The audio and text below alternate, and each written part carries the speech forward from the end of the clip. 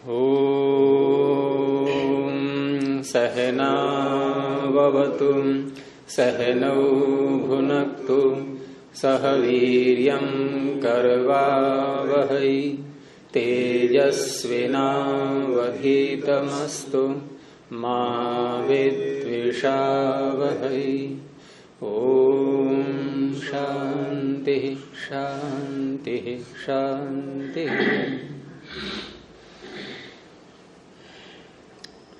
न्याय दर्शन की 112वीं कक्षा में आप सभी का स्वागत है।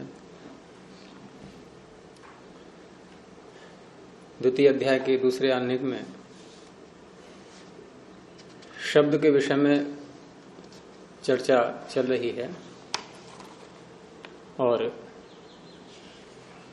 शब्द को इन्होंने प्रमाण के रूप में लिया ही है। आप्तोपदेशः शब्दः, और शब्द के साथ में विशेषण लगाया गया आप्तोपदेश, और विशेषण जब लगाते हैं तो इसका अर्थ है कि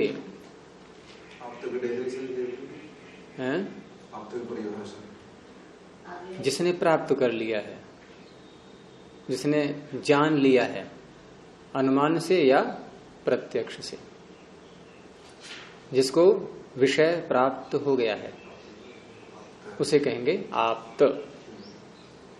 उसमें कहा है किसने यथार्थ वक्ता आप्त। हाँ, तो यथार्थ वक्ता वो ठीक है, आप्त तो हो गया है वो, लेकिन हम प्रमाण के रूप में उसको तब लेंगे कि जैसा जाना है वैसा यदि दूसरे को बता रहा है, दूसरे को बताने की इच्छा उसकी है और यथार्थ बताने की इच्छा है, तो गलत बता रहा है तो आप तो नहीं कहेंगे उसको, और जान चुका है और बताने की इच्छा ही नहीं है, न यथार्थ न अयथार्थ, तब भी आप तो नहीं है। तो यहां जो विशेषण लगाया गया है शब्द के साथ में आप्त का उपदेश, आप्तोपदेश, तो विशेषण कब लगाते हैं? जब उस विशेषण के अतिरिक्त भी उस पदार्थ की सत्ता होती है। जैसे मैंने बताया था ना, गाय बोला हमने और काली गाय बोला, तो काली शब्द जो विशेषण लगाया गाय के साथ में, तो इससे क्या ज्ञापित हो रहा है? और भी गाय होती है, कि काली के अतिरिक्त भी गाय होती है। अब शब्द से पहले हमने आप्तोपदेश बोला, तो इसका अर्थ है कि शब्द आप्तोपदेश के अतिरिक्त भी होता है। उस पर यह चर्चा हो रही है, अतिरिक्त वाले पर। तो यहां सामान्य रूप से विचारिए प्रारंभ किया गया है कि शब्द नित्य है या अनित्य है, और संदेह का हेतु क्या बना था उसमें कि कोई कुछ कहता है, कोई कुछ कहता है। विप्रतिपत्ति है, विरोधी ज्ञान, एक ही विषय में दो दो या तीन तीन प्रकार के ज्ञान, ये हो गई विप्रतिपत्ति, और विप्रतिपत्ति संशय का कारण होती है। इसलिए यहां पर संशय उत्पन्न हो रहा है।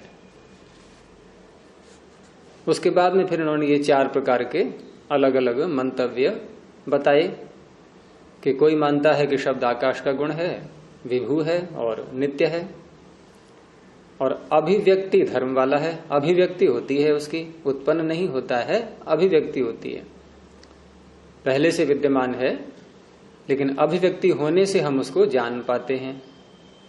एक मान्यता ये थी।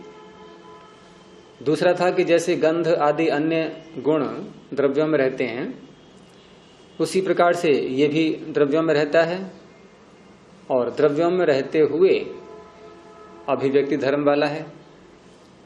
नित्य ये भी मान रहा है, क्योंकि अभिव्यक्ति शब्द कहा ही तब जाएगा जबकि हम उसको नित्य के रूप में लेंगे। तीसरा दिया था कि आकाश का गुण शब्द है, लेकिन साथ में उत्पन्न भी होता है और नष्ट भी होता है। एक ये मान्यता थी, और उसमें बुद्धि के समान उसको बताया गया कि जैसे बुद्धि ज्ञान ये उत्पन्न भी होता है और नष्ट भी होता है, ज्ञान हमारा नित्य नहीं है। चौथा दिया था कि जो महाभूत हैं, विभिन्न पदार्थ अलग अलग, तो उनमें जो संक्षोभ उत्पन्न होता है, हलचल, उससे उत्पन्न होता है शब्द, लेकिन आश्रय उसका कोई भी नहीं है। पीछे के तीनों मान्यताओं में शब्द का आश्रय कोई न कोई द्रव्य लिया गया है, लेकिन इस मान्यता में शब्द अनाश्रित है और संक्षोभ से उत्पन्न होने वाला। जैसे कोई मशीन चल रही है, पुर्जे उसके हिल रहे हैं, या लस्सी बनाते हैं, दही को मथते हैं, तो क्या हो रहा है? ये संक्षोभ उससे उत्पन्न होता है।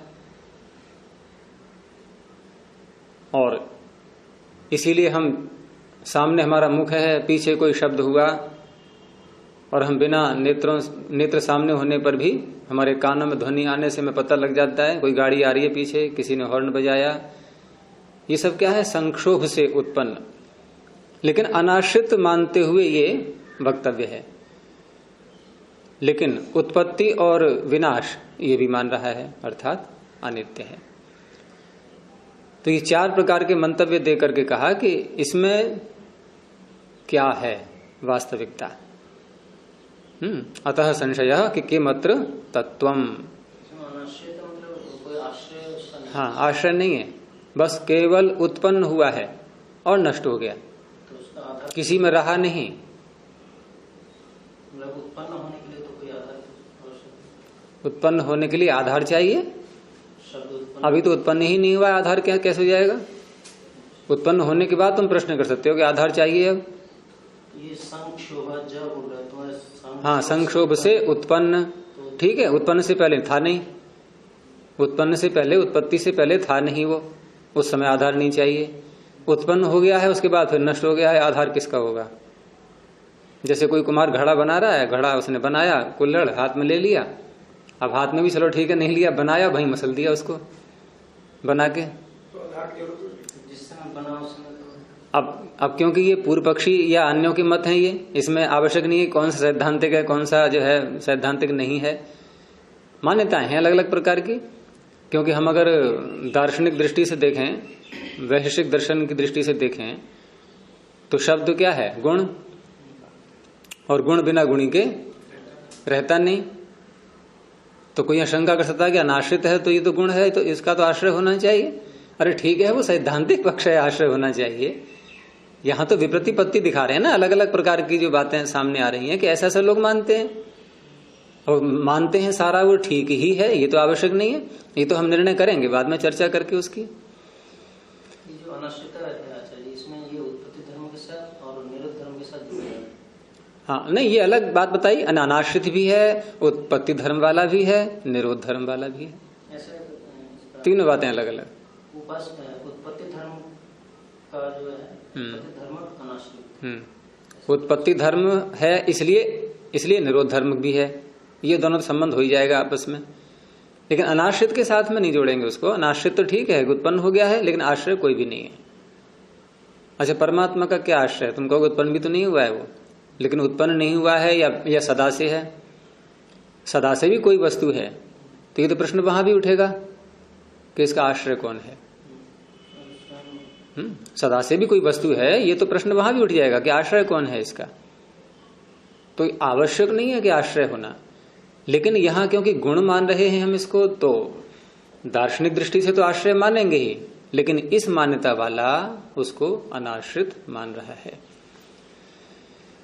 तो इन्होंने तो एक संक्षेप में उत्तर दे ही दिया था कि अनित्य शब्दः इति उत्तरम, ये इसका उत्तर है। ये इनकी मान्यता, सैद्धांतिक पक्ष दे दिया इन्होंने कि शब्द अनित्य है। और ये किस शब्द की बात कर रहे हैं? जो चार बातें उठी पीछे, ये कैसे शब्द की हैं? ध्वन्यात्मक शब्द, ज्ञानात्मक नहीं। ज्ञानात्मक के भी अलग अलग भेद हो जाएंगे। अंदर किसी प्रकार का अभिव्यक्ति नहीं है। मैंने अभी उसका अंदर में किसी तरह अभिव्यक्ति नहीं। सैद्धांतिक पक्ष, हाँ, सैद्धांतिक पक्ष है कि शब्द अनित्य है, और अनित्य पक्ष में अभिव्यक्ति कभी नहीं हो सकती, उत्पत्ति होगी। शब्द का तात्पर्य क्या है? शब्द से ध्वनि, ध्वनि को ले, हाँ, आकाश गुण शब्द। तो ध्वनि तो नित्य हुई, हुआ, और गुणी जो नित्य है तो गुण नहीं, ऐसा आवश्यक नहीं है कि गुणी नित्य है तो गुण भी नित्य होगा। आत्मा नित्य है कि नहीं? बिल्कुल। और ज्ञान उसका नित्य है, गुण है? नहीं तो नित्य है, ज्ञान नित्य है। जी। तुम यहाँ बैठ के क्या सुन रहे हो इस समय? क्या जान रहे हो? तो कुछ जान रहे हो? जी जान तो रहा हूँ। ये पहले से था या आज जाना? ये आज जाना। तो ये उत्पन्न हुआ? उत्पन्न हुई वस्तु अनित्य होती है। साधन में हुआ ना, बुद्धि में हुआ है? बुद्धि अनित्य है, इसलिए बुद्धि ज्ञान को ही कहते हैं। इसमें सूत्र आ चुका है पीछे, बुद्धि उपलब्धि ज्ञानम इति अनर्थांतरम। ज्ञान का ही नाम बुद्धि है। तो ज्ञान अनित्य है हमारा, ईश्वर का ज्ञान नित्य होता है। तो इस तरह से अनाश्रित रहते हुए ये मान्यता है, लेकिन इनका कहना है कि शब्द अनित्य है और ये शब्द है ध्वन्यात्मक, ज्ञानात्मक की चर्चा यहां नहीं हो रही है अभी। और फिर उसमें इन्होंने हेतु दिए थे अगले सूत्र से 3। किस बात को सिद्ध करने के लिए हेतु दिए हैं? शब्द की अनित्यता को सिद्ध करने के लिए। आपने कहा ये ध्वन्यात्मक शब्द, तो ज्ञानात्मक शब्द का? ज्ञानात्मक में हम अलग चर्चा वैसे पीछे आ भी चुकी है कुछ उसकी, कि ज्ञानात्मक में ईश्वर का जो ईश्वर के ज्ञान में जो है, जो ज्ञान है उसका, शब्दों का भी ज्ञान है उसको, नहीं तो वेदों की रचना नहीं हो सकती, वो नित्य है। लेकिन हमारा जो ज्ञानात्मक जो भी उत्पन्न हो रहा है ये सब अनित्य है। हमारा अनित्य है, ईश्वर का नित्य है। जो व्यक्ति की जो बोध है वह ज्ञान है, हाँ। वो अनित्य है। नहीं, अल्पज्ञ हो या तत्वज्ञ हो। तत्वज्ञ भी बाद में बना है, पहले नहीं था। तत्वज्ञ, तत्व का ज्ञान हुआ या था? हुआ। तो हुआ कहते ही अनित्यता आ जाएगी, उत्पत्ति हुई है। तत्वज्ञ का भी अनित्य मान और मुक्ति से लौट के आते हैं, फिर वही वैसे ही हो गए, फिर गया, अनित्यता है। नहीं तो ज्ञानान मुक्ति ही सूत्र ही व्यर्थ हो जाएगा। है कि एक बार हुई ना, एक बार मुक्ति हमें मिल गई तो कभी तो काल खत्म होगा। जो मुक्ति से लौट करके जो मानव जीवन पाएंगे तो उसी समय वैसे तत्व ज्ञान होना चाहिए। हाँ, जबकि नहीं होता, सामान्य मुक्ति हो जाता। तो ये ज्ञानान मुक्ति जो कपिल का सूत्र है, ये कब घटेगा? कि ज्ञान से मुक्ति होती है। तो हम कपिल जी को समझाएंगे, कपिल जी ज्ञान से मुक्ति होती है, बात तो आपकी ठीक है, ज्ञान तो हमारे पास में है क्योंकि नित्य है वो, हम सदा ही मुक्त रहने चाहिए। मुक्ति होती है क्यों कह रहे हैं आप? फिर तो मुक्त ही है। बंधन कहाँ है? बंधन ज्ञान से होता है कि बंधन जो होता है वो ज्ञान से होगा कि अज्ञान से होगा? इनके ज्ञान नहीं होने से बंधन हुआ है। ईश्वरीय ज्ञान से मुक्ति होती है। ईश्वरीय ज्ञान भी कह सकते हैं आप उसको, इसलिए कि ईश्वरीय ज्ञान यथार्थ होता है। जैसा ज्ञान ईश्वर का है, आपका बिल्कुल ठीक वाक्य है कि जैसा ज्ञान ईश्वर का है, कैसा? यथार्थ। वैसा ही ज्ञान हमारा जब हो जाएगा हम भी वैसे ही हो जाएंगे। ब्रह्मविद ब्रह्मयोग होती, जो ज्ञान प्राप्त कर लेता है। यहाँ जो हम ब्रह्मास्मि कह देते हैं ना, हाँ, उसके मतलब वो ईश्वरीय ज्ञान उसमें इतना ओतप्रोत हो गया, वो ऐसे ही बन गया, फिर उसके ये ब्रह्म नहीं, वहां तो ये अर्थ नहीं लेंगे। वहां अहम ब्रह्मास्मि का अर्थ है। पहले तो बात यह है कि ये वाक्य कहाँ का है आपका, वो आपको देना पड़ेगा संदर्भ। ऐसे ही वाक्य बना करके और उसको बोलने लगे हम। और अगर करना ही है अर्थ तो अहम ब्रह्मास्मि अहम ब्रह्मस्थोस्मि, महर्षि ने यही अर्थ किया है उसका। तात्स्थ्योपाधि बोलते हैं इसको, तात्स्थ्योपाधि। मंचाह कृषन्ति अर्थात मंचस्थाः पुरुषाः कृषन्ति।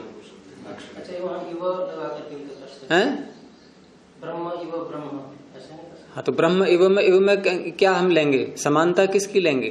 क्योंकि हम दृष्टांत जब देते हैं तो किसी एक धर्म को लेते हैं। वो एक धर्म है ज्ञान की यथार्थता। ठीक है, हम उसके समान हो गए।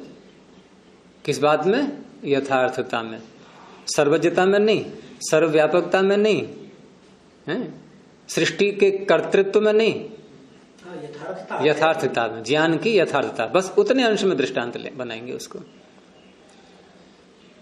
तो सूत्र में इन्होंने 3 हेतु दिए थे, जो चर्चा हमारी पीछे हो गई थी। उसमें 2 हेतुओं पर बात चल रही दूसरे पर। तो आदिमत्व होना, ऐन्द्रिय को होना, और कृतकवद उपचार होना।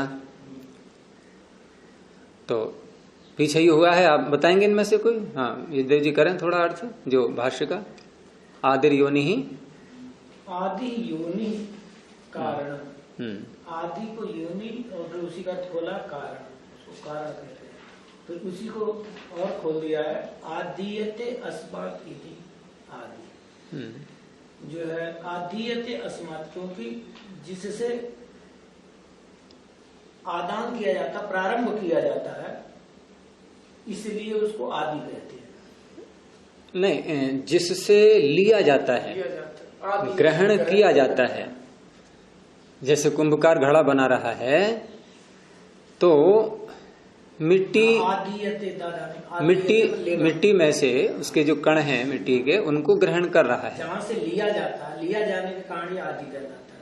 तो आदि का अर्थ हो गया कारण, और मतु प्रत्यय लगा दिया। हाँ। तो क्या अर्थ हो गया? आदि वाला, कारण वाला। यानी कि शब्द कैसा है, ध्वनि कैसी है? कारण वाली। अब कारण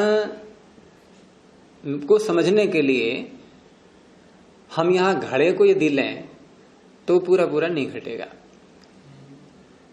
ये ठीक है कि कारण को हम उपादान कारण भी कहते हैं, समवायी कारण भी शब्द उसके लिए आता है।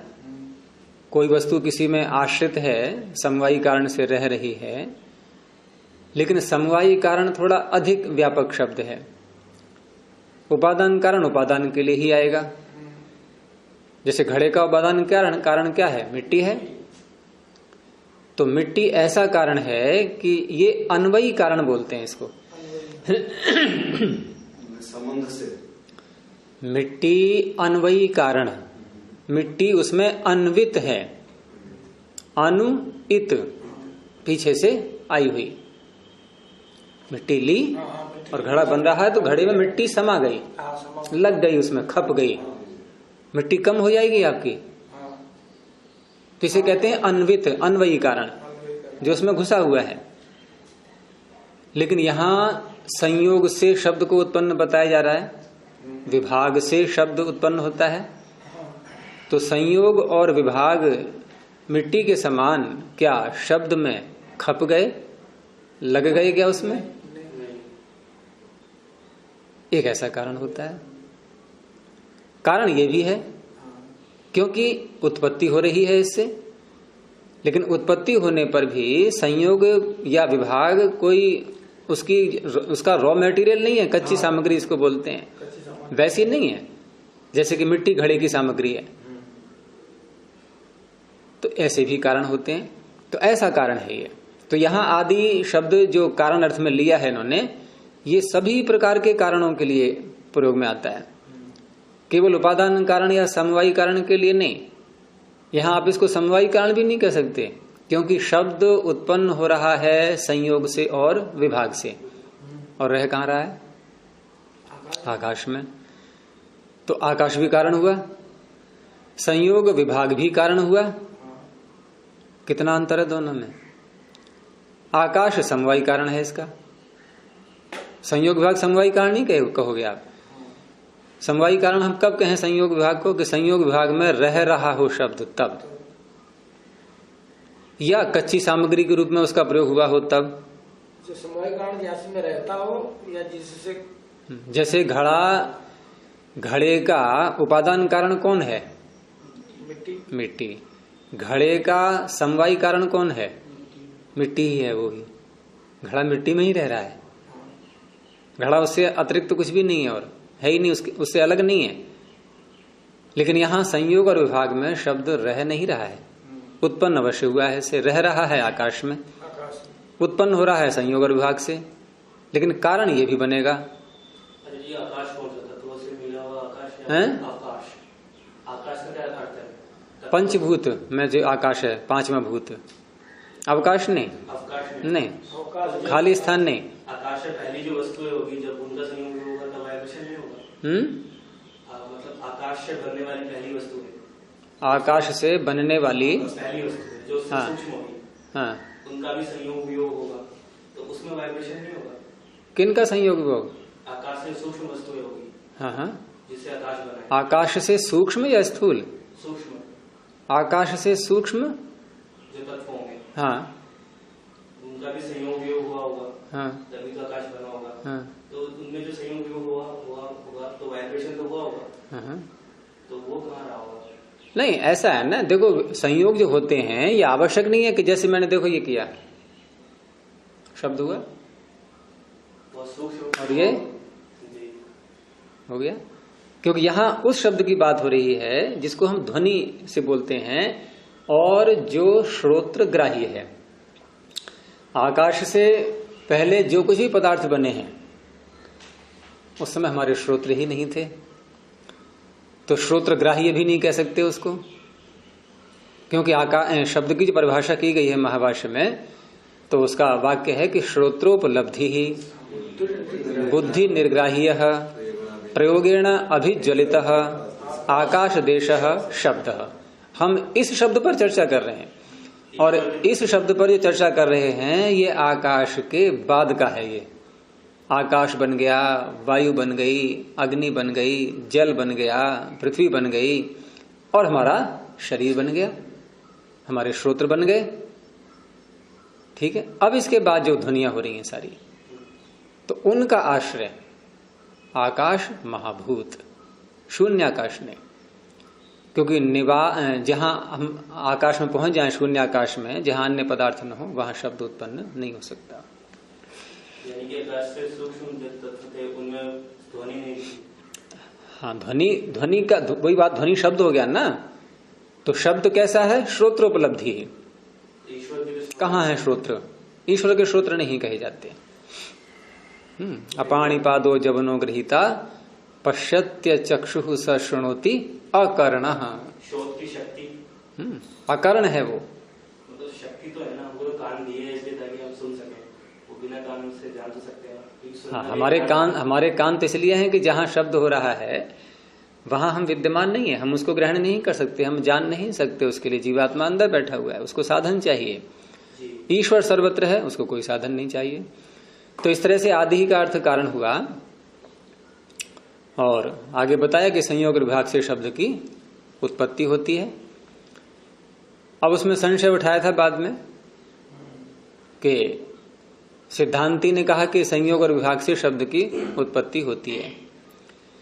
पूर्व पक्षी भी यही मानता है। पूर्व पक्षी संयोग और विभाग को कारण तो मान रहा है, लेकिन प्रश्न ये उठ रहा है, उसमें संशय ये उठाया गया कि किम उत्पत्ति कारणम संयोग विभाग शब्दस्य, ये चौथी पंक्ति में, आहुस्वित अभिव्यक्ति कारणम।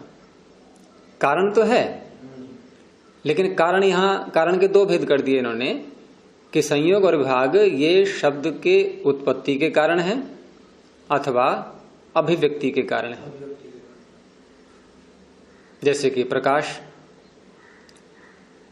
पदार्थ हैं विद्यमान पहले से, अंधकार में दिखाई नहीं दे रहे थे, हमें ज्ञान नहीं हो रहा था, और प्रकाश हुआ तो ज्ञान हो गया। तो प्रकाश अभिव्यक्ति का कारण है या उत्पत्ति का कारण है? अभिव्यक्ति का। पूर्व विद्यमान पदार्थ का बोध हो रहा है हमें। ऐसे ही यहां भी क्या शब्द पहले से है और संयोग विभाग ने उनको अभिव्यक्त कर दिया? दूसरा है कि शब्द पहले से नहीं था और संयोग विभाग से उत्पन्न हुआ, ये संशय दिखाया। क्योंकि आदिमत्वात कहने से सारी शंकाओं का समाधान नहीं हुआ। कारण वाला है, यही तो सिद्ध हुआ है अभी। कारण वाला है। तो पूर्व पक्षी कह रहा है कारण वाला होने से आप ये कैसे कह सकते हो शब्द अनित्य है? कारण वाला है ठीक है, लेकिन अभिव्यक्ति का कारण है ये संयोग और विभाग, और शब्द पहले से है, नित्य है और प्रकट हो गया बस। अच्छा, कारण से इसने अभिव्यक्ति का कारण बता दिया। हाँ, इसने अभिव्यक्ति दे लिया। तो जब एक हेतु किसी विषय को सिद्ध करने में पर्याप्त नहीं हो पाता तो फिर शास्त्रकार अन्य हेतु लाते हैं। अच्छा, इसलिए 3 हेतु दिया है ताकि बात कटे ना। तो इसलिए शंका उठा करके, संशय उठा करके तब कहा कि इति अत आह, इसलिए फिर दूसरा हेतु बोला इन्होंने कि चलो ठीक है, तुम्हें इस हेतु शंका हो रही है तो तुम्हारी इस शंका का समाधान अब दूसरा हेतु करेगा। वो दूसरा हेतु दिया फिर ऐन्द्रियक।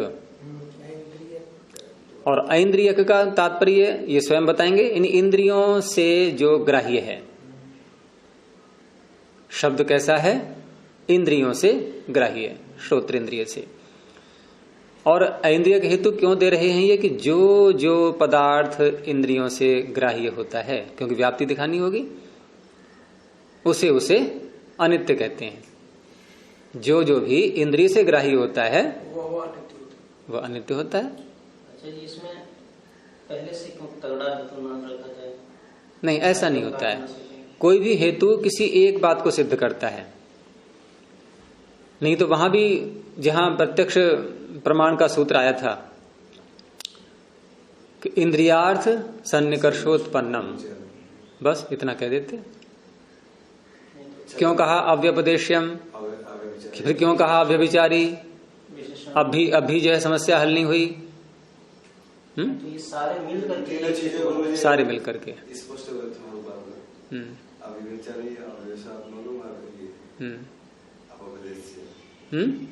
ये तीनों दिया है ना, तीनों को थोड़ा थोड़ा बताइए।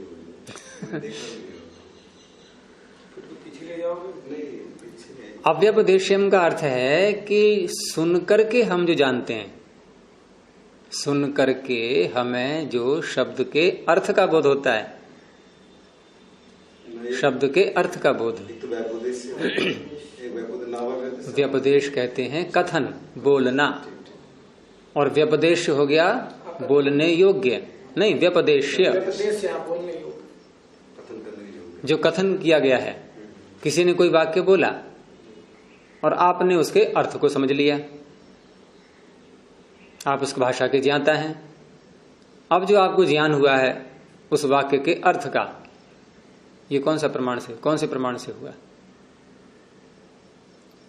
शब्द सुन करके आपको अर्थ का बोध हुआ है, बोध हुआ है ना, और बोध हुआ है, ज्ञान हुआ है। ज्ञान बिना प्रमाण के होता नहीं, तो कौन सा प्रमाण होगा ये? तो इसमें भ्रांति हो जाती है कभी कभी कि सोचेगा व्यक्ति कि शब्द इसने बोला है, मैंने कान से सुना है।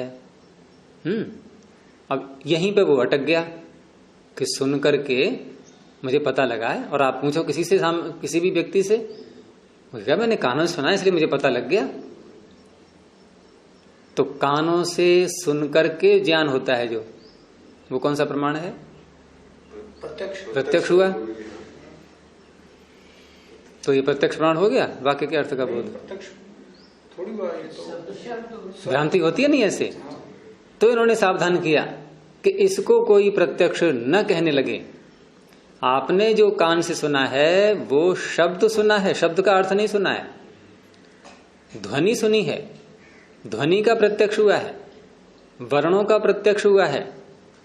किसी ने धीरे से बोला है, जोर से बोला है, जल्दी बोला है, धीरे धीरे बोला है, ये सारे धर्म हैं शब्द के। उदात्त बोला है, अनुदात्त बोला है, अनुनासिक बोला है, कौन सा वर्ण बोला है, ये धर्म जितने भी हैं उनका बोध हुआ है, उसका अर्थ का बोध नहीं हुआ है।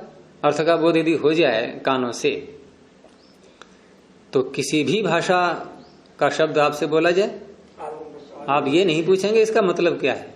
वो दूसरा कहेगा मतलब आपके कानों ने बता तो रहे हैं आपके कान के क्या मतलब है। आप कहेंगे नहीं बता पा रहे हैं कान, हमें अर्थ की जिज्ञासा हो रही है, सुन तो लिया कान से, और आप दोहरा भी दोगे तो आपने ऐसे बोला है। आप दोहरा भी सकते हैं उसके लिए, और फिर भी आपको अर्थ का बोध नहीं उसका। तो अर्थ का जो बोध है उसको कोई प्रत्यक्ष न कहने लगे तो कहा कि अव्यपदेश्यम, वो अव्यपदेश्य होना चाहिए। और ये जो अर्थ का बोध हुआ है ये कहने के बाद जो हुआ है ये प्रत्यक्ष नहीं है, इसको प्रत्यक्ष नहीं कहना है।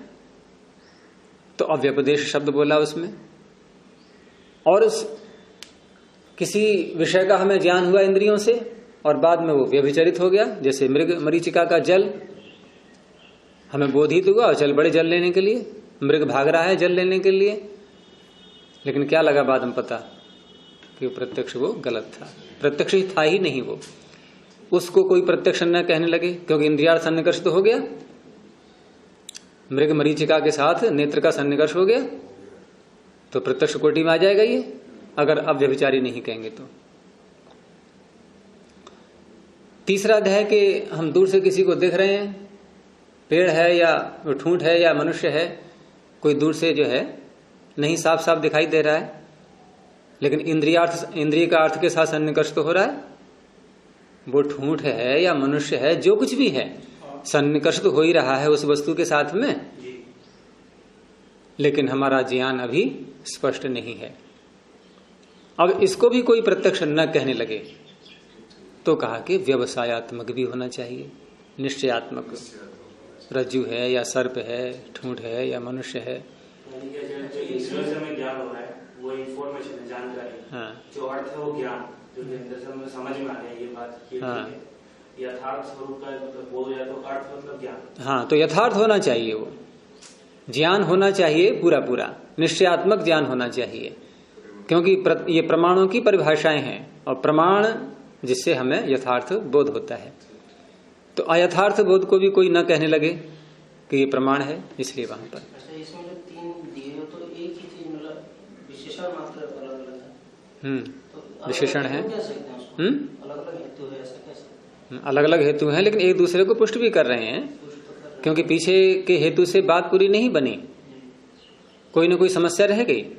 अब सारे हेतु के बाद अब कोई प्रश्न उठता है किसी का और उसका समाधान नहीं हो पा रहा है, तो कहेंगे कि सूत्रकार का लक्षण अधूरा है। फिर भी कोई संदेह रह जाता है। हाँ, रह जाता है तो अधूरा माना जाएगा। ये तीनों लगा देने के बाद आपको कोई प्रश्न शेष रहेगा ही नहीं। तो ऐसे यहाँ शब्द की अनित्यता जब सिद्ध की तो कारण वाला बताया इन्होंने।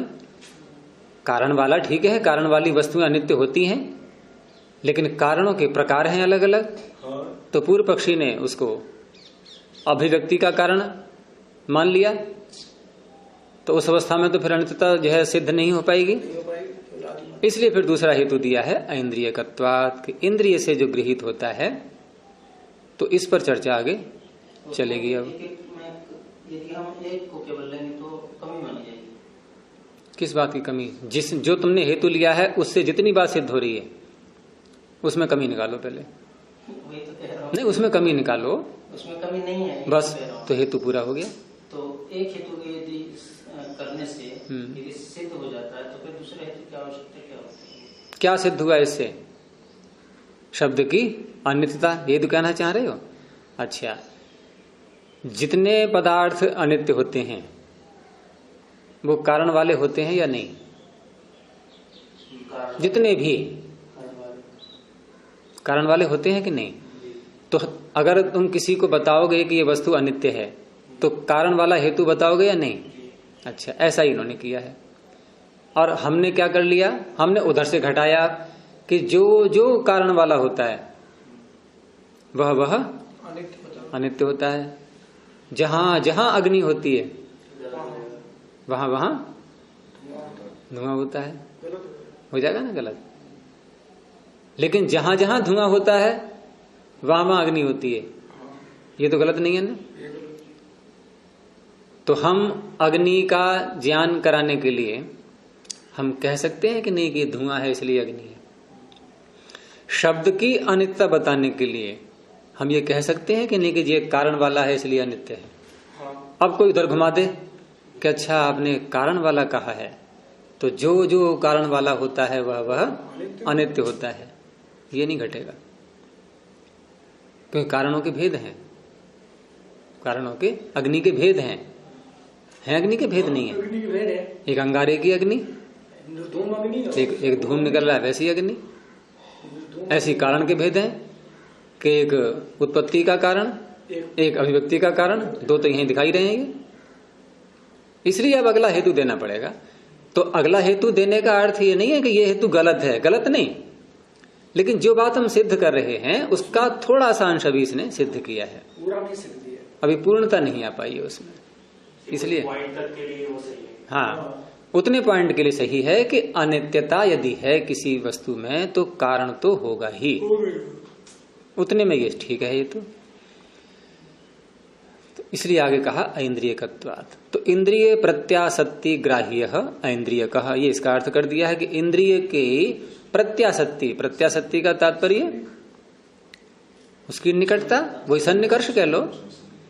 इंद्रिय के सन्निकर्ष होने से जो ग्राह्य होता है, जो गृहीत किया जाता है, उसे कहते हैं ऐन्द्रियक। तो कभी हम यदि पंचावय प्रयोग करते हैं तो एक साथ दे सकते हैं, 2-3 क्या 2-3 हेतु उपस्थित कर सकते हैं पंचावय? नहीं, वहां नहीं, वहां तो जो हेतु का लक्षण किया है वो लक्षण ही ऐसा है, वो अधूरा कभी नहीं होता, एक ही होता है वो। दूसरा हेतु दोगे तो निग्रह स्थान में पहुंच जाओगे वहां तो। वहाँ पे सोच समझ करके आप वही देना पड़ेगा ना जो आपने कर। क्योंकि वो हेतु है ही साध्य का, साधन धर्म से युक्त, वो हेतु साधन धर्म से युक्त ही है। हैं?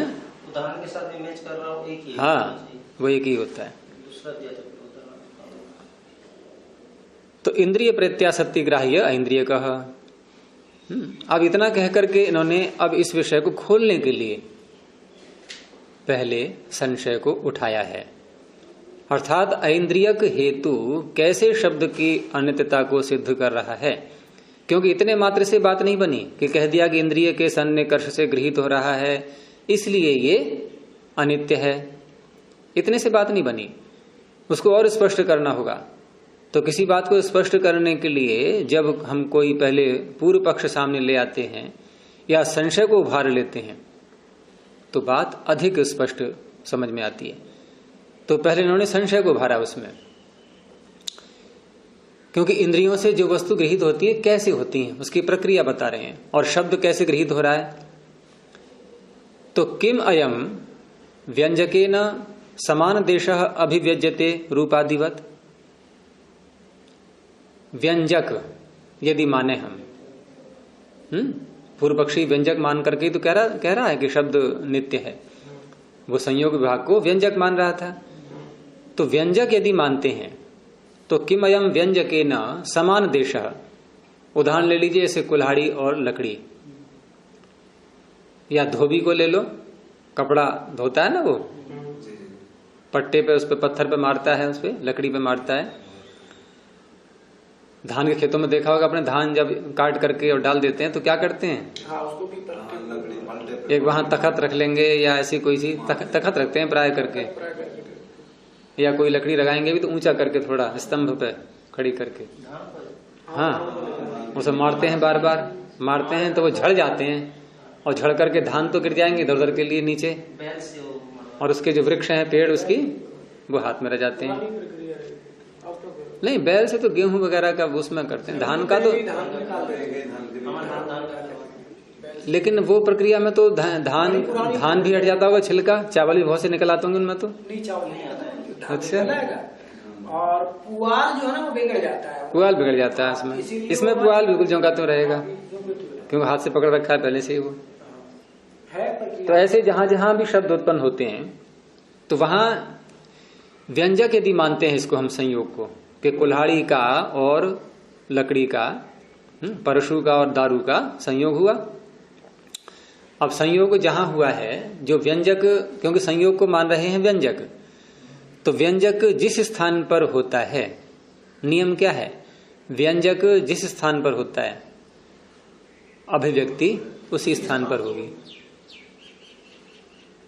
सही है ये? अभिव्यक्ति का कारण, जैसे हम ये पुस्तक रखी है हमारे सामने और इसको पढ़ रहे हैं, हम अक्षर दिख रहे हैं लिखे हुए, क्यों दिख रहे हैं? प्रकाश के कारण से। बत्ती जल रही है, ये अक्षर दिखाई दे रहे हैं हमें। ये अक्षर इस प्रकाश ने उत्पन्न किए हैं या पहले से थे? ठीक है, और प्रकाश से ये हमें दिखाई देने लगे, अभिव्यक्त हुए। तो ये अभिव्यक्ति व्यंजक के समान देश में होती है, जहां व्यंजक है वहीं अभिव्यक्ति है। अब इन्हें समस्या आ गई सामने नवीन को, ये देख रहे हैं व्यंजक तो ऊपर है, अक्षर यहां दिख रहे हैं, करो समाधान इसका। और मेरा कहना क्या है कि व्यंजक के समान देश में जहां व्यंजक है वहीं पर अभिव्यक्ति होगी। खंडन करो इसका, इसको लेकर के। प्रकाश तो यहाँ पर भी है। हाँ, प्रकाश है ये। हमने प्रकाश क्या ले लिया, जो ट्यूब है उसको प्रकाश मान लिया है। प्रकाश यहां तक आया है, फोटोन जो है यहां तक आए हैं उसके कण, और यहां तक आए हैं तो ये अक्षरों से स्पर्श हुआ उनका, तो व्यंजक यहीं पर है और अभिव्यक्ति भी यहीं पर है। अब मान लो हमने कमरे में प्रकाश यहाँ कर लिया और दूसरे कमरे में जाकर के वहां देख रहे हैं वस्तुओं को, मतलब जिससे अभिव्यक्त होता है उसको व्यंजक कहते हैं। वो बुढ़िया जो है सुई कहाँ देख रही थी? पहले कमरे में देख रही थी, तो खोज रही है तो नहीं मिल रहा। हमारे लड़का कोई पढ़ लिखा गया, बोला अरे हमारी क्या देख रही है? तो बोला सुई खो गई बेटा। तो बोला प्रकाश में देख, लाइट में देर में कहाँ मिलेगा? तो वो जाकर के अपना सड़क की लाइट जली तो वहां देखने लगे। और उसका तात्पर्य था कि यहाँ लाइट जला। जला, वो तो कह के चला गया। तो 2-3 व्यक्ति और आगे, बोला बूढ़ी माई को ढूंढ रही है तो मदद करवा दे। बोला माई क्या ढूंढ? सुई। और नजदीक देखने के लिए काफी देर तक कहा मारी कहाँ गिरी थी? बोला गिरी थी घर में थी। यहाँ क्यों ढूंढ रही है? बोला किसी ने कहा कि प्रकाश में देख, लाइट में। तो जहाँ व्यंजक वहीं पर अब व्यंग्य। यदि हम इसको परसों माने ये दारू है, तो ऐसे करते ही वहाँ बस वही होना चाहिए, वही होना चाहिए शब्द। आ रहा है हमारे कान में, हो गया ना? वहीं पर होना चाहिए और वहीं हमारे कान हो। व्यंजक और अभिव्यक्ति, व्यंजक और व्यंग्य ऐसे बोलो आप शब्दों को, व्यंजक और व्यंग्य। व्यंजक अभिव्यक्त करने वाला, व्यंग्य अभिव्यक्त होने वाला, इन दोनों का समान देश होना चाहिए। तब ये बात घटेगी कि संयोग और विभाग ये व्यंजक हैं। होने वाला व्यंग्य। तो वही बात उठाई कि किमयम, क्या ये जो शब्द है, अयम माने यह शब्द, व्यंजकेन समान देश, व्यंजक के साथ समान देश जो है ना, इसमें बहुरी कर लेंगे, समानः देशः यस्य। समान है स्थान जिसका। अब समान है, समानता 2 में होती है, 1 में कभी नहीं होती। तो समानता किसके साथ देखेंगे? व्यंजक के साथ। जहां व्यंजक हुआ है उसी देश वाला, समान देश वाला ये शब्द अभिव्यजते, अभिव्यक्त हो रहा है, रूप आदिवत, रूप आदि के समान। दृष्टांत भी साथ में दे दिया। ये शंका के रूप में है, ये संदेह के रूप में कि क्या ऐसा हो रहा है? जांच करके देखो, क्या ऐसा हो रहा है कि जहां व्यंजक है उसी देश में शब्द अभिव्यक्त हो रहा है? कैसे? कि जैसे रूप, रूप कहाँ होता है अभिव्यक्त? जहां उसका अभिव्यंजक है, अर्थात प्रकाश। जहां प्रकाश वहां रूप, जहां प्रकाश नहीं है वहां रूप भी नहीं है, अर्थात रूप प्रकट नहीं हो रहा है वहां। क्या ऐसा है? और दूसरा दिया, अथ संयोग जात शब्दात, संयोग से उत्पन्न मान करके ले रहे हैं। अभी ये संयोग से, साथ में अविभाग भी ले लो, ये प्रतिलक्षण उपलक्षण है उसका। तो संयोग से उत्पन्न शब्दात, उस शब्द से, पंचमी है संयोग जात शब्दात, संयोग से उत्पन्न शब्द से, शब्द संताने सती। अब क्या हुआ इस पक्ष में? क्योंकि यहां समस्या ये आती है कि शब्द गुण है, ये पूर्व पक्षी मान रहा है गुण है, कोई बात नहीं, उसमें उसका विरोध नहीं है। और गुण में गति क्रिया नहीं होती, कर्म नहीं होता, और कर्म नहीं होता है तो फिर उसमें गति कैसे दिखाएं? गति नहीं दिखा सकते। तो वहां शब्द संतान ये चलता है। फिर शब्द अपने जैसा दूसरा शब्द उत्पन्न करेगा, फिर तीसरा, फिर चौथा, फिर 5वां, और होते होते वो श्रृंखला हमारे कान तक, श्रोत्र तक पहुंचेगी। तो शब्द संताने सती श्रोत्र प्रत्यासन्न गृह्यते। विस्तार उसके होने पर सती सप्तमी, और सती स्वयं भी आ रहा है। गुण में गति नहीं होती। गुण में गति नहीं होती। नहीं, गति द्रव्य में होती है। करो अगला प्रश्न। हाँ उधर बोलो ना। तुम्हारा कहना यह था कि ये प्रकाश यहाँ तक कैसे आया? द्रव्य आया। पूरी बात बोलो ना, उसको छिपा क्यों गए? नहीं तो प्रकाश गुण है कि द्रव्य है? अब हम करेंगे प्रश्न फिर। मतलब वो उसका तो गुण है लेकिन द्रव्य है। उसका तो गुण है लेकिन द्रव्य है, ये क्या वाक्य बना? तो प्रकाश गुण है द्रव्य है? पहले इसका उत्तर दो। प्रकाश गुण है। गुण है जी। तो कैसे आया नीचे? आप बताइए सुकामा जी।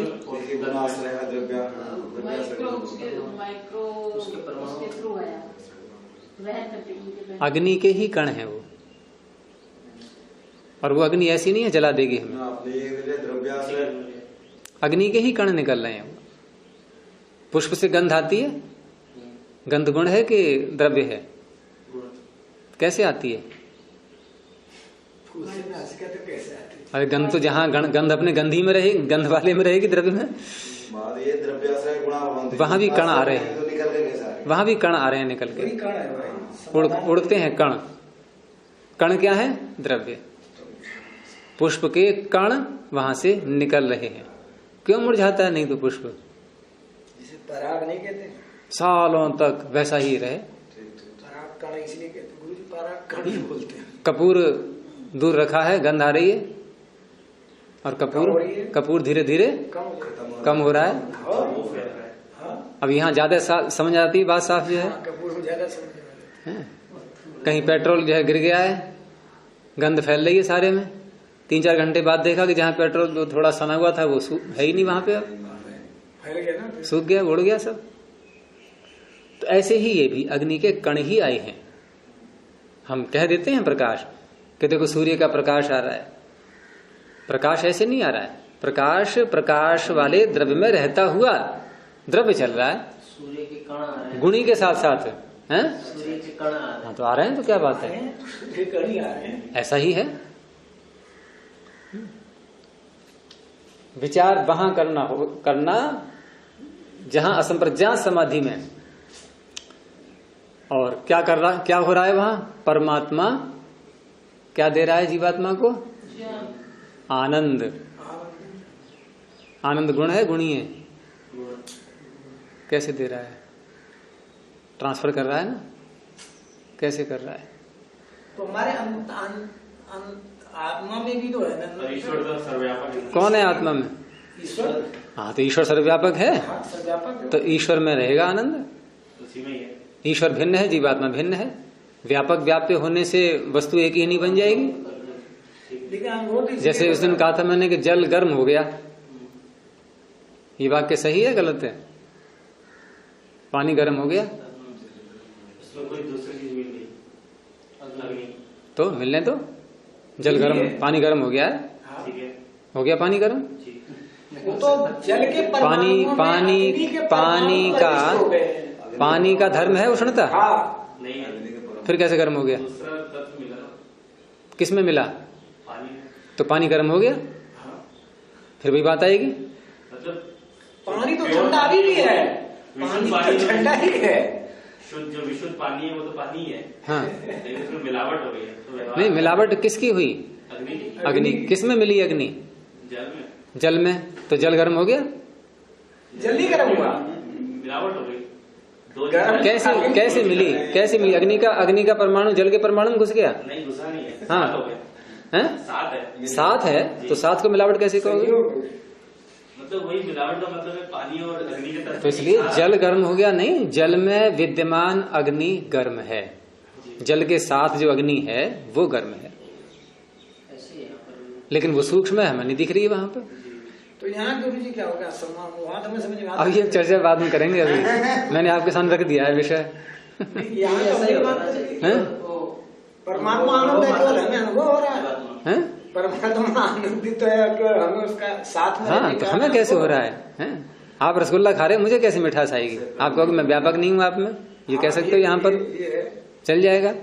अग्नि में गति होती है, अग्नि में। हाँ, द्रव्य में गति होती है। तो गुरु जी ना, ये इसका 1 मिनट में आप समाधान दे देंगे ना मुझे बता। तो ये जो है मैं स्वयं इस पर विचार कर रहा हूँ लगातार, अभी चल रहा है विषय। कहाँ तक देखो आगे बात पहुंचती है, धीरे धीरे चलता रहेगा। ये है विचारणीय विषय कि कैसे जीव आनंद अनुभव करता है, और बहुत विचार करने का विषय है। प्रकाश में गुरु जी एक जगह एक प्रसंग आया जहाँ 9वें संबलास में कि जो 3 कोश हैं जीवात्मा के पास में, जो आनंदमय कोश है वहाँ कुछ न्यूनानंद अधिकानंद जो है आनंदमय कोश वो प्राकृतिक है सारे। कहते हैं इसके कारण से ये आनंद की अनुभूति करता है, वो प्राकृतिक मिलती है। ये आनंद कोश के कारण। अब चलो फिर के कोश बाद में ले लेंगे। गुरु जी ये मैंने वहाँ पढ़ा है, मुझे ध्यान आ रहा है, ये आनंदमय कोश के कारण, आनंद अगर ना होता ना इसका स्वाभाविक ग्रहण करने की क्षमता जो है, तो उसको आनंद की अनुभूति नहीं होती जीवात्मा। नहीं, आनंद ग्रहण करने की क्षमता तो आपने मानी जीवात्मा की, वो हम भी मान रहे हैं। आनंद ग्रहण करने की क्षमता तो है उसकी, लेकिन आनंद ग्रहण करेगा ना, और ग्रहण तब करेगा जब कहीं से मिलेगा। जीवात्मा परमात्मा है उसके साथ अंदर ही है ना, उसको क्षमता है, उसको आ जाएगी। तो परमात्मा अंदर है तो परमात्मा द्रव्य है ना, तो परमात्मा का जो आनंद है उसका द्रव्य कौन है, उसका आश्रय कौन है? समवायी कारण परमात्मा। उसको आप जीवात्मा नहीं कह सकते। तो जो समवायी कारण है आनंद वहीं तो रहेगा। लेकिन जैसे अग्नि के अंदर उछड़ता है और जल में नहीं है, तो साथ माने का जल में भी तो आ गई ना, जल में नहीं आई है, जल में नहीं आई है, अग्नि ही है वहां पर, वो अग्नि ही है। हमें दोनों का आप ये सोचो कि जीवात्मा आनंद का अनुभव कर रहा है या नहीं कर रहा है मुक्ति में? अच्छा, आनंद का अनुभव कर रहा है तो ये अपने अंदर जो समवायी कारण से उसके अंदर विद्यमान आनंद है उसका अनुभव करेगा, या दूसरे के अंदर जो समवायी कारण से आनंद है उसका अनुभव करेगा? दूसरे के अंदर हो रहा है नहीं, आनंद दूसरे का है। क्योंकि तो स्पष्ट है कि परमात्मा जीव को आनंद देता है, ये तो है ना कि वहां से आनंद मिलता है इसको। देना मतलब यहाँ पर ऐसा नहीं है एक वस्तु उठा करके। रसो वही सह, रस क्या है? ये आनंद। और रसम ही एव अयम, तो लब्ध्वा का अर्थ क्या हुआ? प्राप्त हुआ ना ग्रहण, जी। और आनंद गुण है। अच्छा, जैसे हम शरीर से प्रकाशित है, तो शरीर से प्रकाशित होकर जो शरीर के लिए अनुकूल है उससे अनुकूल अनुभूति होती है, प्रतिकूल से प्रतिकूल अनुभूति होती है। शरीर से नहीं होती है, नहीं शरीर की, शरीर माध्यम बनता है, उसमें बात अलग है जी। माध्यम होती तो आत्मा होगी, आत्मा ही चेतन है, ये बात तो ठीक है। ईश्वर से जब हम प्रकाशित हो रहे तो ईश्वर के लिए जो अनुकूल है, प्रकाशित होना, आनंद मिलना, वो सब एक ही बात हो गई। जो मैं बोल रहा हूँ वही तुम बोल रहे हो। प्रकाशित होकर जो आनंद हो रहा है, जो ज्ञान होता है ईश्वर को, जैसे उनको आनंद होता है। हाँ, तो ईश्वर का ज्ञान ईश्वर के पास में है, तो वैसे ही हमें भी तो ज्ञान होगा। हाँ, तो वही तो प्रश्न हो रहा है, कैसे हो गया? बात वही तो हो रही है। हमारा विषय ही यही है कि ज्ञान का, आनंद का ट्रांसफर कैसे हुआ। से जल में जब देखा उदाहरण, वहां भी नहीं हो पाया, ऊष्मा का ट्रांसफर नहीं हुआ, वो अग्नि स्वयं अपनी ऊष्मा को लिए हुए है। ऐसे वहां भी कहना पड़ेगा परमात्मा अपने आनंद को स्वयं लिए हुए है, ठीक है। इसको ट्रांसफर कैसे मान सकते हैं? वही तो प्रश्न है। तो वहाँ ज्ञान मात्र होता है उसको आनंद का। ये नेत्रम वगैरह ये भी तो कहा ना कि जीवात्मा को जब सुनना चाहता है तो नेत्र हो जाता है, जिस इंद्रिय की वो जो है उसको आवश्यकता होती है वो उसकी सामर्थ्य बताई जा रही है, जीव की अपनी अपनी सामर्थ्य बताई जा रही है। वो तो आचार्य जी, वहाँ तो आत्मा की शक्ति बढ़ रही है। बाकी आत्मा के पास शक्ति तो है ही पहले से, चेतना तो बढ़ क्या रही है? बढ़ाई तो है, हमारे शरीर से भी शक्ति बढ़ी रही है। शक्ति बढ़ रही है, बढ़ रही है। बढ़ना नहीं, प्रकट होना होता है वो। प्रकट तो है ही। शक्ति सामर्थ्य ये सब गुणवाचक शब्द हैं। ये ट्रांसफर तो कर नहीं सकते, अगर ट्रांसफर कर सकते तो इनमें भी चेतना आ जाती, इनमें नहीं आ सकती, चाहते भी इनमें नहीं ला सकते। तुम्हारा विषय हट गया, बात ये नहीं हो रही है। बात यही हो रही है कि ये गुण का स्थानांतरण कैसे होता है, हो भी रहा है कि नहीं हो रहा है, या कोई और इसमें रहस्य या तथ्य छिपा हुआ है। आनंद जो मैं इसका कोष है ना, इसका समाधान इसी से ही निकलेगा, क्योंकि जब न्यूनानंद अधिकानंद वहाँ दयानंद ने शब्द प्रयोग किया है नौवें समोल्लास में, क्योंकि आनंद इसका भी जो है कि इसके अंदर है ना, तो ये आनंद का अनुभव नहीं कर पाएगा, इसीलिए इसको आनंद में कोष बताए, शरीर का थोड़ी है। और ये बात वहां भी है कि संप्रज्ञान समाधि में भी आनंद का शरीर थोड़ी है, आनंद का शरीर कहाँ? संप्रज्ञा समाधि में भी वहां भी ये कहा गया है कि सात्विक आनंद इसको होता है, प्रकृति के सत्व का आनंद। तो वहां भी थोड़ा विचार का विषय है ये। हाँ, सात्विक आनंद बोलते हैं ना उसको, सात्विक आनंद क्या अर्थ हुआ? सत्व गुण से उत्पन्न। जो आनंद है उसके कारण से अनुभव हो रहा है। आचार्य यहाँ आनंद को ज्ञान रूप में ही ज्ञान रूप में ही तो ग्रहण करते हैं आनंद को भी, अनुभूति ही तो है। ज्ञान मात्र ही है। नहीं, आनंद का भी ज्ञान होता है, वो ठीक है कि आनंद ज्ञान के रूप में है, ज्ञान होने से ही आनंद हुआ है। वो ज्ञान आनंद पर्यायवाची भी बोल देते हैं कि परमात्मा ज्ञान स्वरूप है, आनंद स्वरूप है, ये दोनों शब्द बोल देते हैं।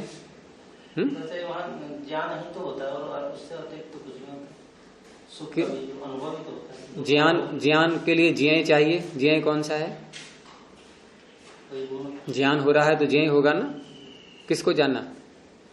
वही गुण को, गुण को ही लेंगे। कौन से गुण को? आनंद गुण। तो अलग पहुंच गए, नहीं पहुंच गए अब ज्ञान से ज्ञेय पर? तो आनंद गुण का हमको ज्ञान हो रहा है तो हाँ, तो ज्ञेय वस्तु आनंद गुण है। तो आनंद गुण का ज्ञान हो रहा है तो उसी का नाम आनंद है, बस वही तो आनंद है। तो इसको भेद क्यों कर रहे हो? इसके लिए तुमने विरोध किया कि आनंद नहीं हो रहा है, ज्ञान हो रहा है, और फिर ये भी कह रहे हो कि ज्ञान किसका हो रहा है? कि आनंद का हो रहा है। बात तो वही हो गई ना। चलिए, तो यहां संयोग से उत्पन्न जो शब्द है और शब्द का संतान हुआ, उसका विस्तार हुआ, और विस्तार होकर के श्रोत्र के पास आगे कहाँ चल रहे थे हम? हाँ, कि संयोग हाँ, श्रोत्र प्रत्यासन्नो गृह्यते। ठीक है, ये दूसरा वाला पक्ष था। एक तो ये था कि समान देश में उसकी अभिव्यक्ति हो रही है रूप आदि के समान, अथवा संयोग से उत्पन्न होकर के और उसका विस्तार होता हुआ, उत्पन्न होकर के विस्तार होते होते और श्रोत्र के समीप में आया और वहां आकर के गृहीत हो गया। तो ये दो विषय इन्होंने उठाए। ये किस बात को सिद्ध करना चाहेंगे? इन दो विषयों को उठा करके जो आगे विवेचना होगी वो क्या करने के लिए? ऐन्द्रियक है ये, और ऐन्द्रियक होने से शब्द अनित्य है। इस बात को सिद्ध करने के लिए ये इन्होंने भूमिका बनाई पहले, संशय को उठा करके। अब उसका उत्तर दे रहे हैं आगे। ये वार्तिक है कि संयोग निवृत्तौ शब्द ग्रहणात् न व्यंजकेन समान देशस्य ग्रहणम। अब होता क्या है यहाँ के कुल्हाड़ी परशु ऊपर को उठ चुका है, संयोग की निवृत्ति हो गई, लकड़ी से कुल्हाड़ी ऊपर को उठ गई है, और अब हमें शब्द ग्रहण हुआ। ये धोबी वाले में बहुत अच्छा घटता है, और मैं खूब देखा करता था ऐसे ही। मैं भ्रमण को निकलता था ना, पास में एक तालाब था, अब वहां धोबी वस्त्र धोते थे, तो मैं देखता था कि जो कपड़ा ऊपर को ले आता है जो, तब आवाज आती है, और जब गिराता है तो वो बड़ी शंका होती थी, गिरा रहा है, ये बचपन की बातें हैं ये, कि ये मारता है उस समय आवाज नहीं आती, तो क्या ऊपर को उठाने में आवाज होती है? ये दिमाग में आती थी कि ऊपर को उठाएगा तब होती है आवाज, एकदम पट से आवाज कान में आई। तो संयोग निवृत्तौ शब्द ग्रहणात्, यही बात इन्होंने पकड़ ली कि संयोग की तो हो गई निवृत्ति, और बात हो रही है कि संयोग से उत्पन्न हो रहा है शब्द, लेकिन पूर्व पक्षी मानता है कि अभिव्यक्त हो रहा है। तो अभिव्यक्त यदि हो रहा है तो अभिव्यंजक के हटते ही, जैसे हम यहां स्विच को ऑफ कर दें तो उसी क्षण रूप नहीं दिखाई देगा। ऐसा नहीं कि रूप बंद तो कर दिया है और 5 सेकंड बाद जो है ये, मतलब उसके बाद भी दिखाई देता रहा, ऐसा नहीं। तो रूप व्यंजक के साथ साथ रहेगा, जब तक व्यंजक है तब तक रूप की अभिव्यक्ति होगी। लेकिन यहां संयोग हट चुका है, संयोग निवृत्तौ शब्द ग्रहणात्, और शब्द का ज्ञान हो रहा है। यहां ग्रहण का तात्पर्य ज्ञान।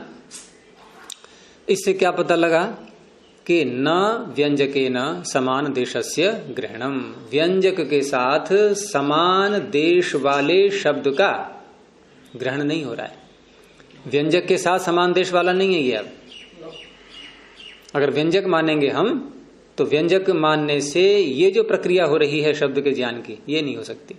क्यों? कि व्यंजक तो समाप्त हो गया, संयोग की निवृत्ति हो चुकी है और शब्द गृहीत हो रहा है। और फिर व्यंजक कहाँ था? कुल्हाड़ी और लकड़ी कहाँ है? और सुनने वाले के श्रोत्र कहाँ हैं? स्थान भिन्न भिन्न है और वहां सुनाई दे रहा है। ये तो दूसरा वाला काल भेद भी हो गया स्थान भेद भी हो गया। यानी कि संयोग हटने के बाद दूसरे काल में सुनाई दे रहा है। और दूसरा स्थान भी भेद है कि जहां व्यंजक है वहां हमारे श्रोत्र नहीं है, जहां शब्द की उत्पत्ति अभिव्यक्ति हुई है वहां हमारे श्रोत्र नहीं है, इसका स्थान अलग है। तो इसलिए व्यंजके न समान देशस्य न ग्रहणम, न को इधर लगा लेंगे, उसका ग्रहण नहीं हो रहा है। उसी वार्ते को खोला आगे, समान देशस्य मतलब श्रोत्र की अपेक्षा से नहीं, संयोग की अपेक्षा से, जहां संयोग हुआ है, अभिव्यंजक की अपेक्षा से। तो जैसे ये वस्त्र है, ये संयुक्त वस्त्र है, इसको हम जब फाड़ेंगे तो उसी स्थान पे ही तो शब्द उत्पन्न होगा। उस स्थान पे हुआ और कहाँ पर होगा? नहीं, उत्पन्न माने तो बात ही नहीं, उत्पन्न हुआ है ठीक है, अभिव्यक्ति मान के चलो, अभिव्यक्ति मान के चलो। तुम वस्त्र को ले क्यों रहे हो? ये बत्ती क्या कम पड़ रही है? उदाहरण ये कमजोर पड़ रहा है क्या? प्रकाश यहाँ है कि नहीं है, और यही रूप अभिव्यक्त हो रहा है। तुम दूसरे कमरे में पहुंच जाओ, बंद कमरे में, निवृत्ति हो तब तो ये सब घट जाएगा। हैं? जब प्रकाश का और ये अक्षर का निवृत्त हो जाए, निवृत्त, हाँ समाप्त हो गया, अब नहीं दिखाई देगा, तब तो दिखाई नहीं देगा। मैं ये कह रहा हूँ उल्टा, देखिए जब हम निवृत्त करेंगे इसको तब तो शब्द सुनाई देगा, और उसी समय वो अभिव्यंजक का कारण जो है उसी स्थान पे ही रहेगा। बात समझे नहीं? अभिव्यंजक जहां है शब्द भी वहीं रहना चाहिए। जहां वस्त्र तुम्हारा फट रहा है वहां तुम्हारे कान नहीं है, ठीक है? कान तक कैसे पहुंचा शब्द? वही तो मैं पूछ रहा था कि आप मतलब श्रोत्र के अपेक्षा से है। हाँ, श्रोत्र की अपेक्षा नहीं। समान देश किसको, समान किसको देखेंगे? समान में दो चीजें लाओ। समान में अभिव्यंजक और अभिव्यंग्य, ये दो, इनका समान देश होना चाहिए। लेकिन है विपरीत, सुनाई कहीं दे रहा है, ग्रहण में और स्थान पर हो रहा है।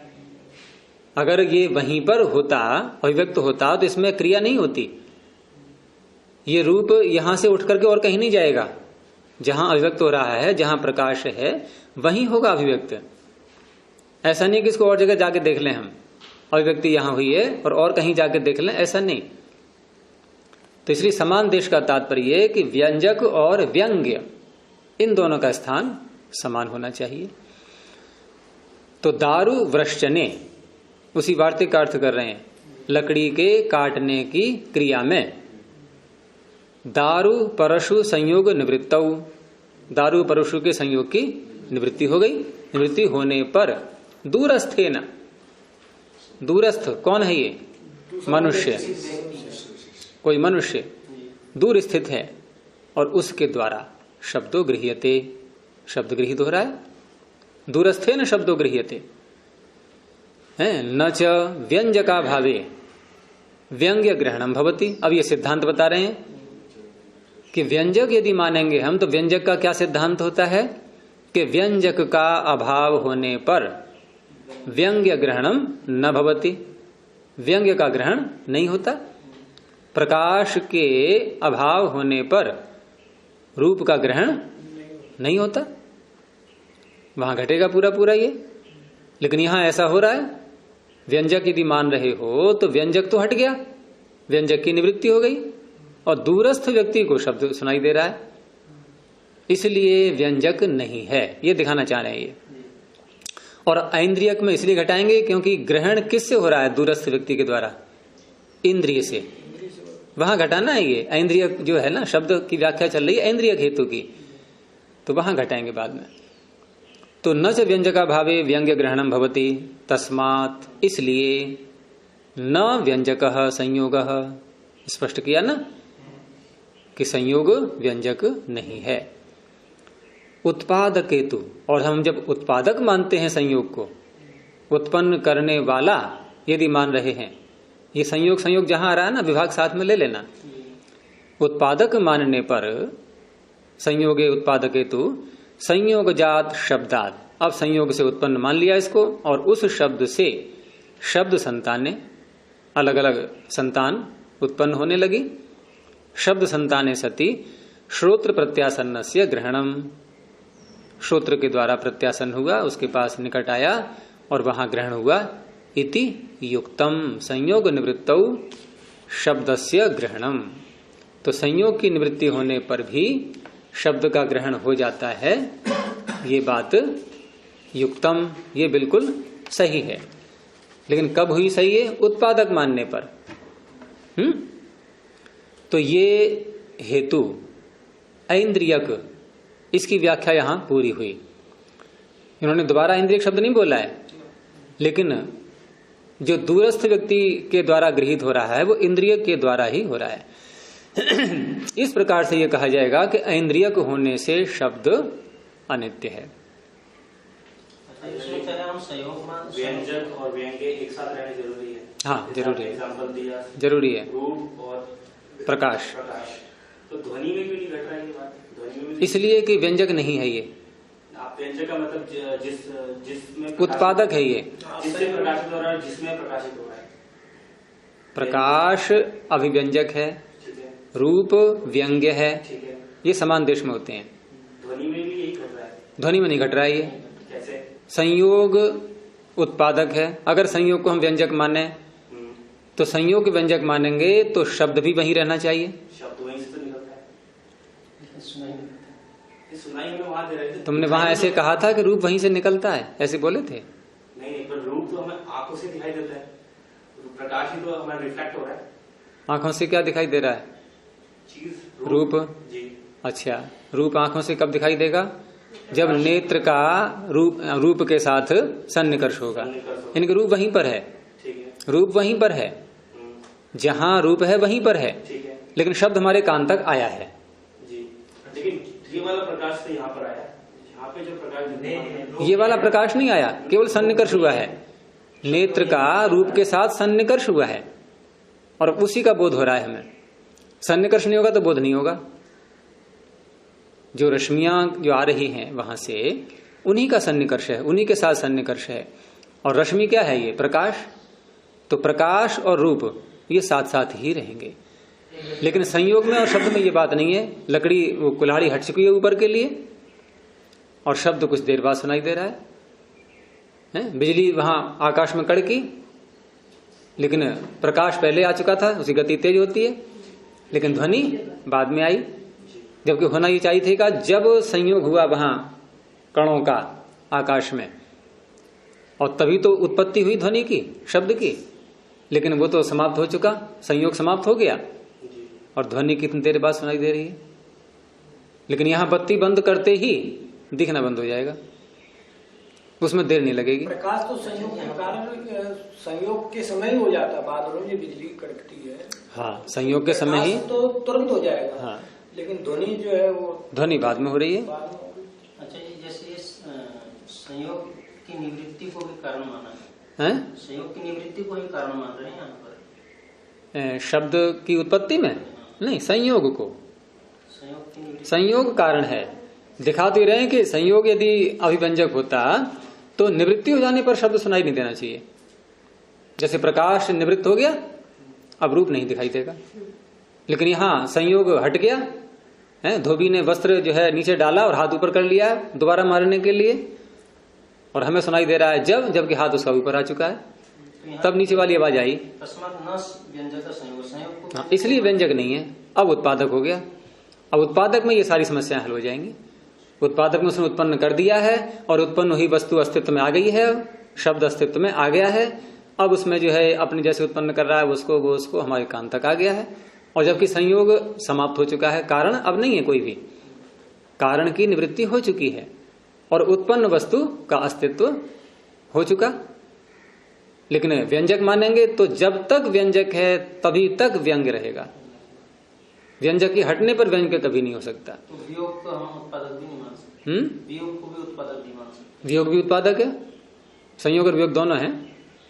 अलग परिस्थिति। अब वहां वियोग हट गया, अब वियोग हट चुका है। वियोग में कैसे होगा? वियोग में ये धोबी वाला उदाहरण नहीं चलेगा। एक ही जगह वहां वस्त्र या कागज का ले लो, वहां उस तरह से होगा। किसी विस्फोट को ले सकते हैं, विस्फोट में क्या होता है? संयोग या वियोग है?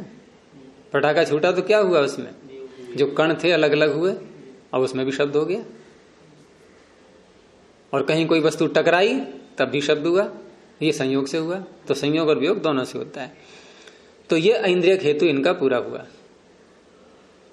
अब आगे अंतिम हेतु क्या था इनका? कृतकवद उपचार। इस पर थोड़ी चर्चा लंबी चलेगी। और कृतक का तात्पर्य क्या होता है? निर्मित, बनाया हुआ, उसके समान व्यवहार होता है शब्द में। तो ये व्यवहार भी बता रहा है, यानी कि व्यवहार को भी प्रमाण के रूप में लिया इन्होंने।